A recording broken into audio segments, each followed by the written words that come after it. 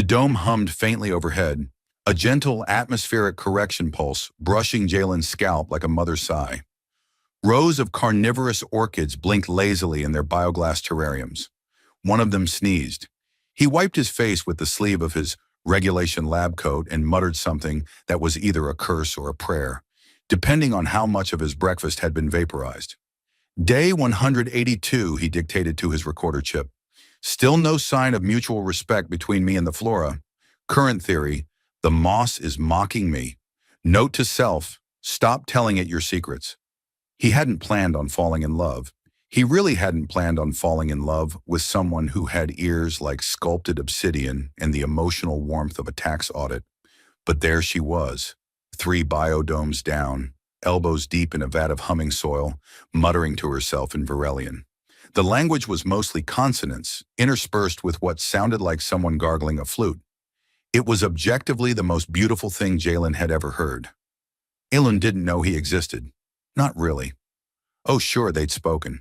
She'd corrected his pronunciation of fermentation pod with the same casual disdain one might reserve for someone who said espresso.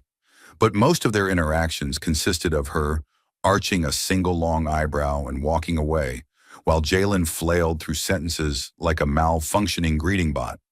He told himself he liked it that way. Unreachable women with terrifying intellects and ambiguous motives. Right in his wheelhouse. It was safer when she didn't look directly at him. Her eyes made him feel like a software update pretending it was a person. He was alone in the dome, mostly. One of the maintenance drones floated by, whistling a tune that suspiciously resembled the Star Wars Cantina song, but in 5/4 time. Jalen leaned against a workbench, watching Elun through the glass partition.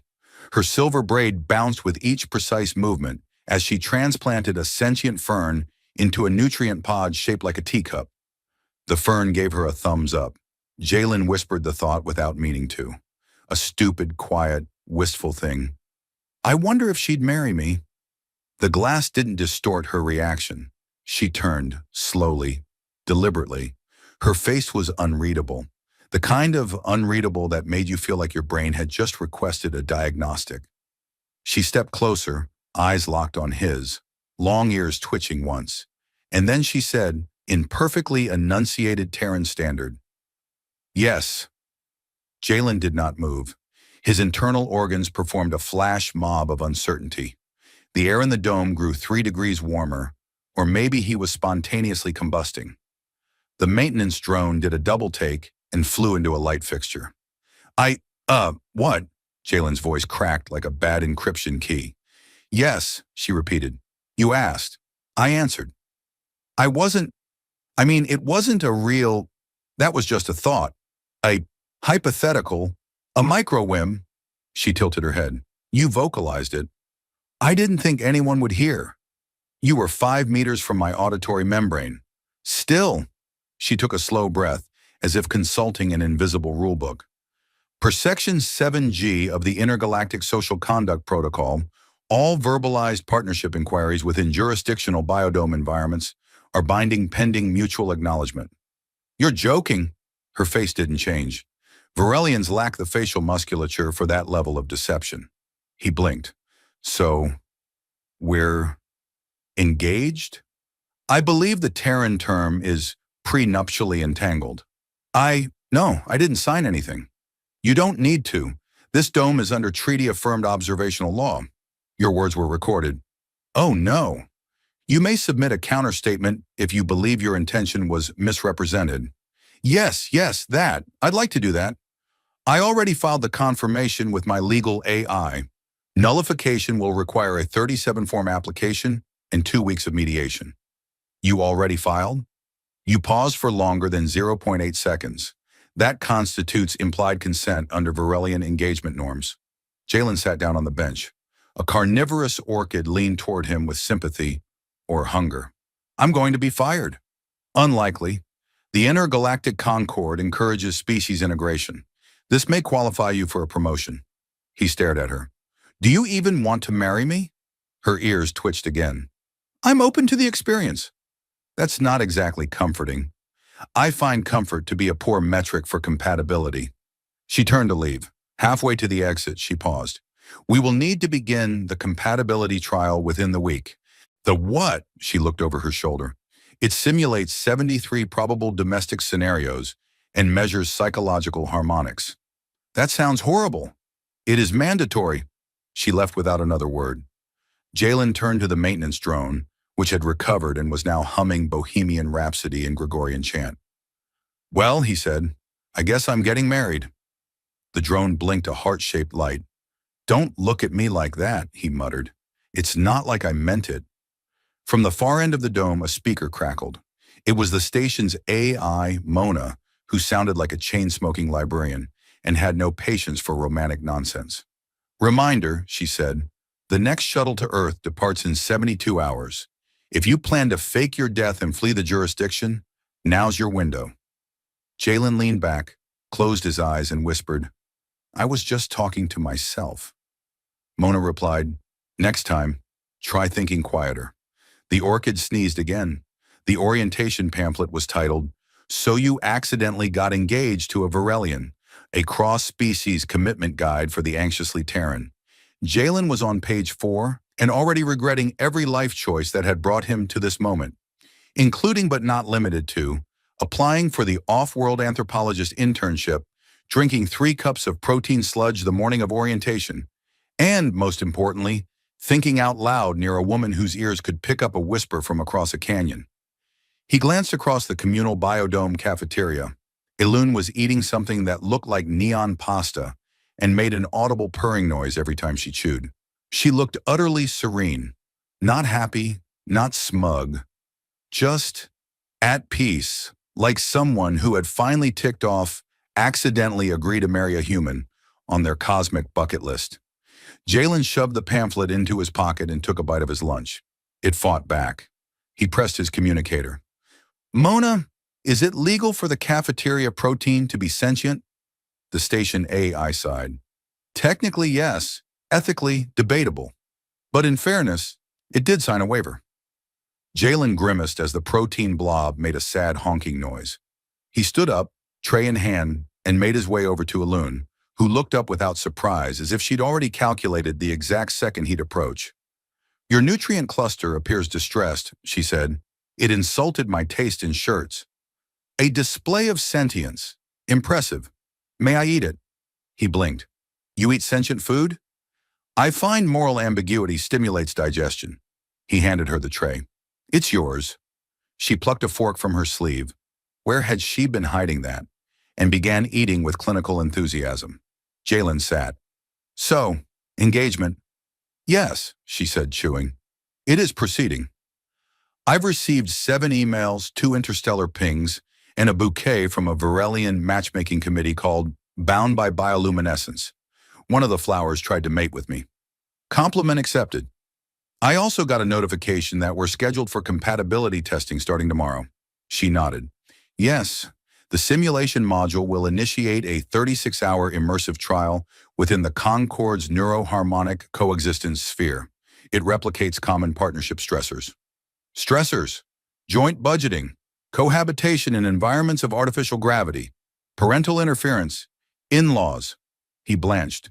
You have in-laws?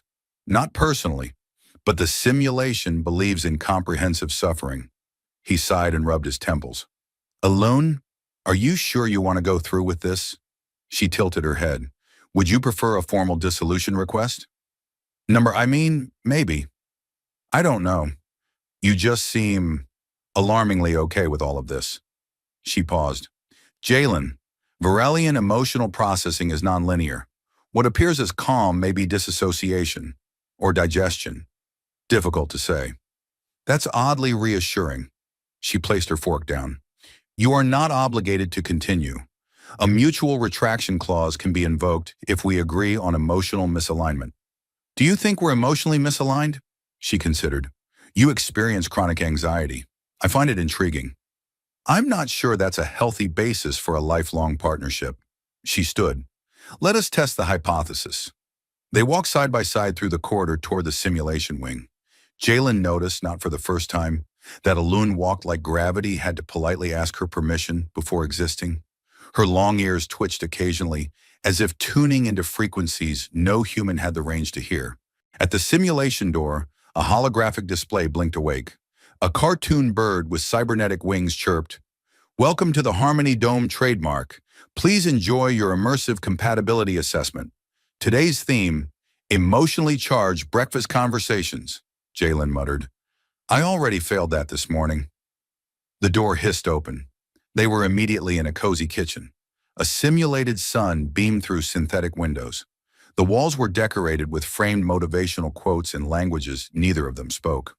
A pot of simulated coffee was brewing, and there was a table set for two. A prompt appeared above the table. Day 3 of cohabitation. Discuss holiday plans without triggering existential meltdown. Jalen sat. "Okay, easy. I say Earth. You say Varelia.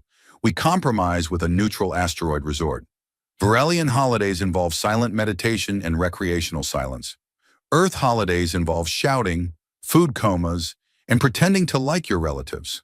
Perhaps we should celebrate on alternating planetary cycles."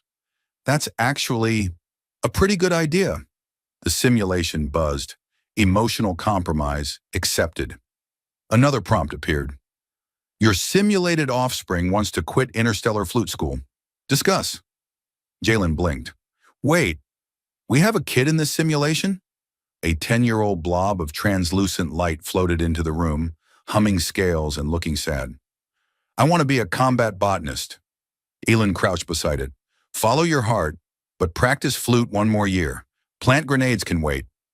The blob nodded solemnly and floated away.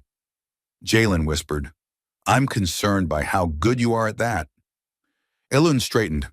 "I raised several feral spores during my academic training." An alarm went off. "In-law visit imminent. Hide your weirdness." The room shimmered. Two massive Varelians with glowing eyebrows and suspiciously judgmental glances phased into existence. "Hello," boomed the male. "Is this your human?" "Yes," said Elun. The female glared. "It is small." "I am present," Jalen offered. "He speaks," the male noted, unimpressed. Jalen smiled. "So, any advice for a first-time interspecies son-in-law?" The male leaned in. "Sleep lightly." The simulation ended. The kitchen dissolved. They stood in the blank white room of the simulation exit chamber, the cartoon bird reappearing. "Trial complete. Compatibility score, 72%. Recommended. Proceed with caution, but optimism." Ellen turned to him. "That's a passing grade." "Barely." She offered him a small nod. "Would you like to try again tomorrow?" "I'd rather be insulted by your imaginary parents again. They were based on real people." "I'm honored." As they walked back toward the residential quarters, Jalen found himself laughing. It was absurd. It was surreal. It was possibly the beginning of a diplomatic incident. But it was also strangely fun.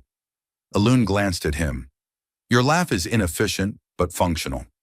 "That's the nicest thing you've ever said to me." "Do not let it go to your head." "Too late," he grinned. "I'm already imagining our next imaginary child." She raised an eyebrow. "May it be less musically inclined." "Deal." The invitation arrived via a swarm of glittering data beetles that flew directly into Jalen's cereal and arranged themselves into a message on the table. "Congratulations. You have been selected for accelerated pre-bond emotional calibration training. Report to the NeuroSync Theater immediately. Dress warmly. Bring snacks." He looked at Elun, who was serenely drinking something that smoked slightly and smelled like electromagnetic fields. She glanced at the beetles and raised one eyebrow, which in Virelian culture apparently meant, "Of course this is happening. Why are you surprised?" "Are you also invited?" he asked. "I designed the calibration program," she said. "It is controversial." "Why?" "It contains truth." "That's deeply unsettling." They arrived at the NeuroSync Theater 20 minutes later, where a robotic usher with 4 legs and an accent that sounded suspiciously like a French chef scanned their irises and handed them neural caps made from something disturbingly moist. The usher bowed. "Enjoy your confrontation with unresolved emotional patterns." "I was really hoping for popcorn," Jalen whispered. The neural caps suctioned onto their heads. The lights dimmed. A countdown began in a voice that sounded like an old divorce lawyer reciting poetry. 3, 2, 1. Welcome to your inner horrorscape. The world melted. Jalen found himself in a small apartment on Earth, one he hadn't seen in years. His mother was making tea in the kitchen, humming the same off-key lullaby she used to when he was sick. Except she was 8 feet tall, glowing faintly blue, and had 6 arms. He turned to Ellen, who stood beside him, wearing a t-shirt that read, "My fiancé survived a psychic simulation, and all I got was this lousy t-shirt." "Is this my brain or your?" he asked. "Yours," she said. "But my fashion sense has invaded." The scene shifted. Now they stood in a conference room filled with every person who had ever rejected Jalen in any context. High school crushes, scholarship boards, even the barista who once said, "I'm sorry, we're out of dignity today." The barista waved. A booming voice echoed, "Trial 1, relational self-doubt. Please proceed." Jalen cleared his throat. "Okay, great. We're doing this. Just me, a parade of rejection, and my alien fiancé. Nothing weird about this." Ellen surveyed the room. "Which one traumatized you the most?" He pointed at a tall figure in the corner. "That's Kevin. He told me I'd never get published." She walked up to Kevin and, without ceremony, flicked his forehead. Kevin exploded into glitter. "I feel both better and itchy," Jalen said. "Next." The room dissolved. They were now inside a zero-gravity love hotel orbiting a gas giant. A neon sign blinked in and out. Trial 2. Future projection fear response. A baby floated by. It had Jalen's nose and Alun's unsettlingly calm expression. The AI voice returned. "You must now respond to 147 consecutive hypothetical scenarios involving financial instability, cross-species misunderstandings, and shared dental insurance." "Kill me," Jalen whispered. "Too late to opt out," Ellen said, grabbing a data tablet. "First scenario, our child wants to marry a sentient mushroom. Thoughts? Are we assuming the mushroom is emotionally mature?" Standard assumption. "Then, I support their choice, unless it's part of a mycelial hive mind." She nodded. "Good. Flexibility. Second scenario, I become a galactic outlaw due to a lab accident involving illegal pollen. Do you testify against me?" "Absolutely not, but I reserve the right to write a best-selling memoir later." Spiteful, practical, attractive. Scenario after scenario played out, growing more surreal by the minute. At one point, they were forced to co-host a reality cooking show on Mars. Another involved their consciousnesses being swapped for 48 hours.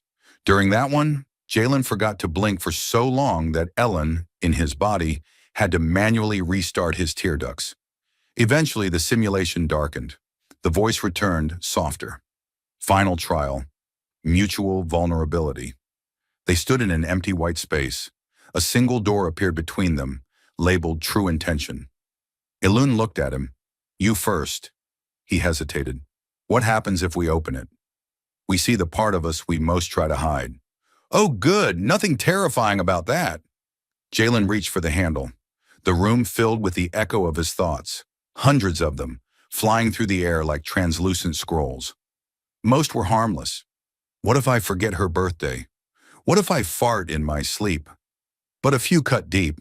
She's too smart for me. She'll leave eventually. This isn't real. He stepped back, trembling. Ellen stepped forward. Her scrolls floated out next. They were colder, sharper. "I do not understand love. I am not made for softness. I fear I will dissect him with logic until he disappears." They stood in silence. Then Jalen laughed. "You dissect me with logic daily, but I keep showing up." Ellen gave a rare smile. "You are stubborn. You're impossible. That is my appeal." The simulation shimmered. Neural integration, complete. Compatibility rating, adjusted 85%. The caps disengaged. The theater lights came back on. Jalen exhaled. "Well, that was the worst date I've ever had." Ellen stretched her neck. "I have seen worse. I once dated a temporal archaeologist who kept forgetting which year we were in." They stepped into the corridor, heads buzzing with memory residue and simulated revelations. "Do you feel Closer? Jalen asked. I feel more accurately calibrated. I'll take that as affection. I intended it as such. They walked in silence for a bit until Jalen asked, So what now? We wait. The final review must be submitted to the Intergalactic Union for emotional authenticity. That's a real thing?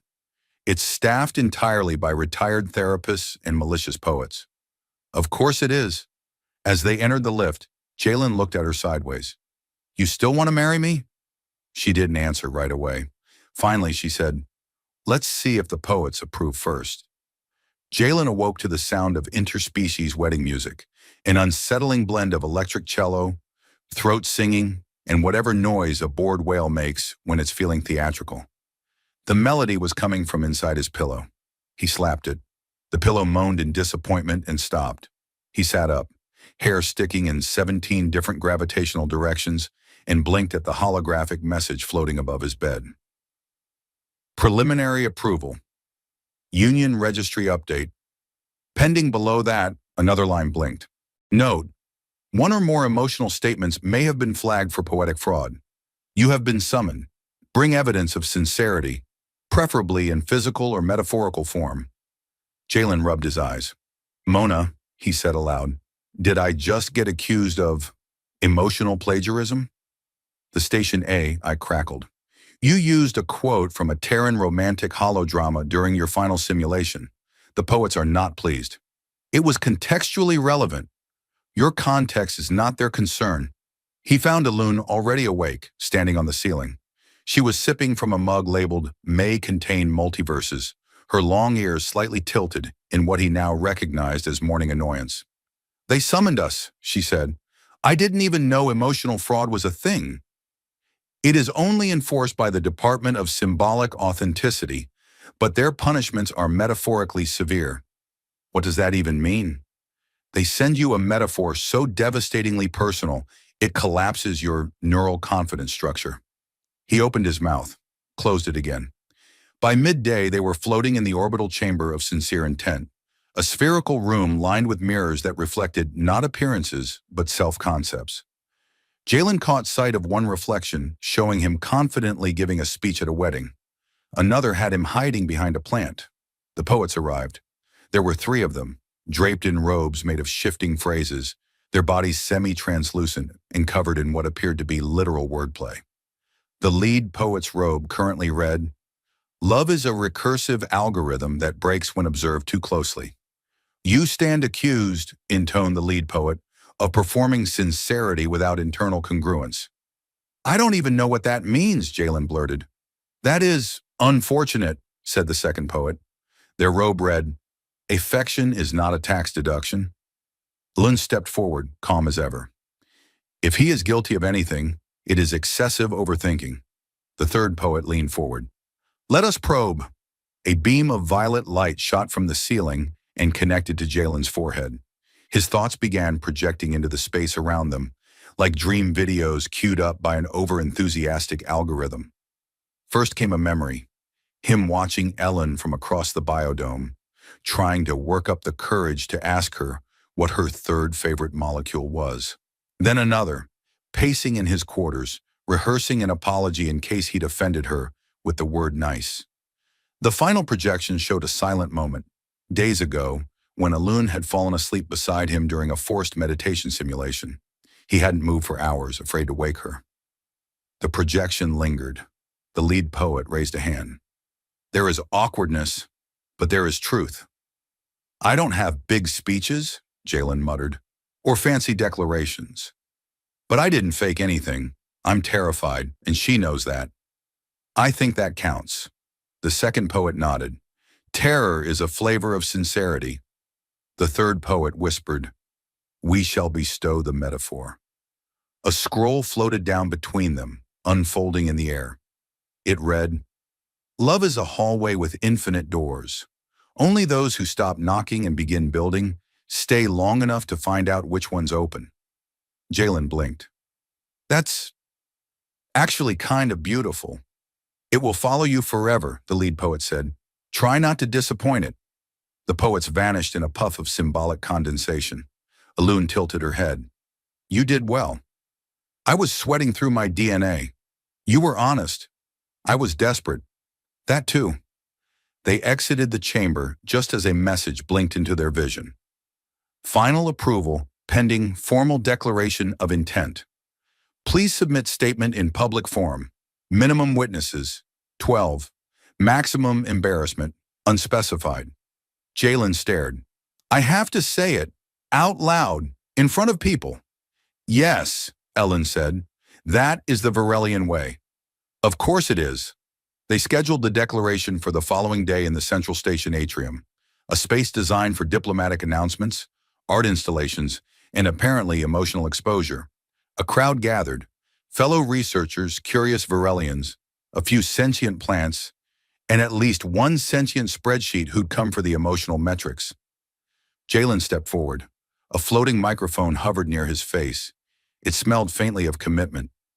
He looked at Alun. Her face was as unreadable as always, but her ears were tilted slightly back. That, he learned, was her version of anticipation. He took a breath. I don't know how to do this right, he said, and maybe that's the point.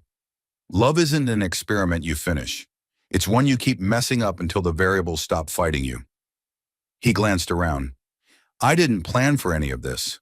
I was supposed to study alien behavior, not fall in love with someone who makes me question the physics of my own heart.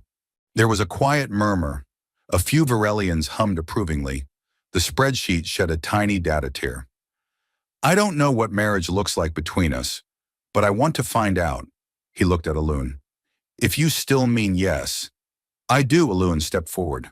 I still mean yes. A hush fell. Then the lights dimmed. The atrium's ceiling opened to show the stars. A bonding beam of soft bioluminescent light bathed them, signaling formal recognition. Jalen turned to her. So, we're really doing this. Apparently, she said, a beat of silence. Want to go get matching tattoos? I was thinking matching neural upgrades. Even better. The wedding didn't happen all at once. It began with a scheduling conflict.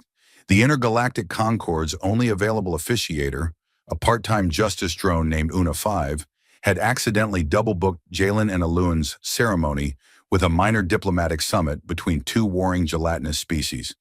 For 23 hours, their wedding was officially listed as pending due to potential slime aggression. By the time the paperwork cleared, the atrium had been reconfigured into a cross-species ceremonial platform. Hover chairs floated in neat concentric rings. Guests arrived in every imaginable shape, and a disembodied voice narrated everything in 8 languages, including interpretive scent.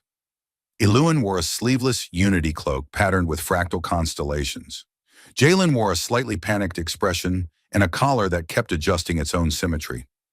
Every time he tried to fix it, it smugly unfolded itself into a slightly worse version. You look geometrically appropriate, Ellen said. You look like a galaxy that figured out sarcasm, Jalen replied. Una 5 floated to center stage, blinking in an official sort of way. Designated bond candidates, please step into the fusion circle. They obeyed. A subtle hum passed through the air. Spectral rings encircled them, designed to project shared intent. Jalen watched his own thoughts flicker into the field. Alun's face, his own reflection looking braver than he felt, the memory of that first ridiculous whisper. Beside him, Ellen's projections appeared. Rows of data scrolls, bioluminescent vines, and, to his surprise, an image of him, asleep, mouth slightly open, holding a book titled Alien Love Languages for Nervous Terrans. May I speak first? Ellen asked. Please, he said. I'm statistically more likely to faint afterward. She turned slightly to address the guests. When I first encountered Jalen, I assumed he was a mild atmospheric disturbance with eyebrows. Over time, I concluded he was sentient, if poorly calibrated. A ripple of laughter moved through the crowd. But he is honest in the way that most species attempt to simulate. He apologizes before he offends me, and sometimes after. He listens even when he does not understand. He panics often. He recovers more slowly. I find this endearing, and maddening, and fascinating. I accept him. Una 5 beeped solemnly. Declaration of intent received. Partner 1. Calibrated. Jalen cleared his throat. Okay, hi. He heard his own voice crack through the sound system and winced. I didn't think anyone would ever say yes to me. Not in the way Alun did, without hesitation, without pretense. Even when I panicked. Even when I messed up a dozen times in a row. He paused, then smiled faintly. I used to think love was this huge, dramatic thing. Fireworks, betrayals, running through airports. But Alun showed me that sometimes it's just being willing to learn another person's logic, even if that logic involves spore etiquette and weaponized orchids. A quiet snort came from the second row. Jalen suspected it was the sentient spreadsheet. He continued, I didn't know if I was ready for this, for her. But then I realized, no one's ready for the universe. You just show up. You try. You stay. I want to stay. Una 5 emitted a small celebratory chime. Declaration accepted. Partner 2, emotionally volatile but compatible. Fusion ceremony complete. From above, an orbital satellite released a burst of soft light shaped like interwoven helixes. The crowd stood, hovered, oozed, or flickered, depending on biology, and let out various sounds of joy. The sentient plant threw pollen confetti. Someone's translator misfired and shouted Mezeltov in Klingon.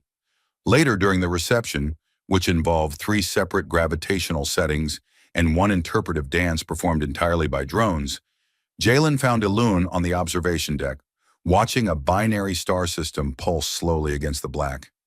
He slid beside her. Did we just become an interstellar cultural symbol? Yes, she said. There is already a meme. It is moderately flattering. Do I want to see it? No. They stood in comfortable silence. You know, Jalen said, I think I might finally be starting to understand you. That would be unfortunate, Ellen replied.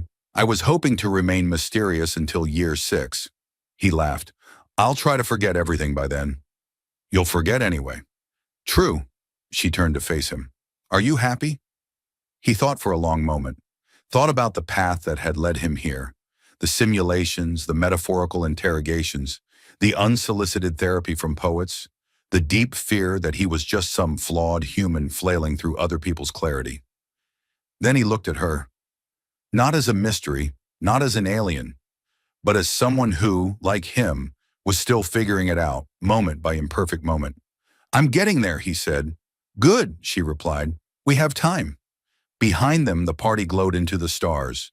2 lives fused into something neither of them could have predicted, but both of them had chosen. Not because it was logical, not because it was safe, but because somehow, improbably, it made sense.